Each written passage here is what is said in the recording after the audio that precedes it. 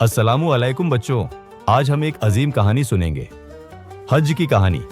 ये किताब हमें ले जाएगी हजरत इब्राहिम अलैहिस्सलाम के जमाने में। तैयार हो? देखो बच्चों, ये हैं हजरत इब्राहिम अलैहिस्सलाम। अल्लाह ने उन्हें एक इम्तिहान दिया।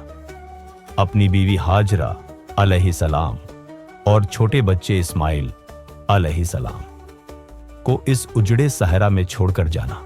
हाजरा अलैहिस्सलाम ने पूछा, क्या अल्लाह का हुक्म है?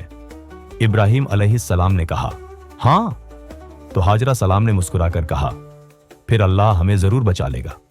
अब देखो हाजरा सलाम पानी की तलाश में कितनी दौड़ती है। सफा से मरवा, मरवा से सफा, 7 बार। बच्चों, आज भी हज में लोग ये दौड़ते हैं। इससे कहते हैं सई। और फिर सुभान अल्लाह, जब हजरत इस्माइल अलैहिस्सलाम रोने लगे तो उन्होंने अपनी एड़ियां जमीन पर रगड़ी तो उनके पांव के नीचे से पानी निकल आया।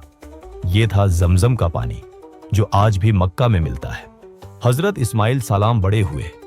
अब अल्लाह ने इब्राहिम अलैहिस्सलाम को फरमाया, मेरे लिए एक घर बनाओ ताकि लोग यहां इबादत कर सकें। देखो कितनी मेहनत कर रहे हैं, पत्थर उठाते हैं, रखते हैं। इतनी मेहनत के हाथ से खून भी निकल आया, लेकिन फिर फरिश्ते मदद को आए और बन गया दुनिया का सबसे पाक घर काबा। लेकिन कुछ लोग भूल गए, काबा के गिर्द बुतों की पूजा करने लगे। फिर हमारे नबी हजरत मोहम्मद सल्लल्लाहु अलैहि वसल्लम आए, बुतों को तोड़कर हज को फिर से जिंदा किया। और बच्चों, अगली वीडियो में देखेंगे लोग कैसे कहते हैं लब्बैक अल्लाहुम्मा लब्बैक। अराफात के मैदान में दुआ कौन करता है? शैतान को पत्थर कैसे मारते हैं? फिर मिलते हैं। अल्लाह हाफिज।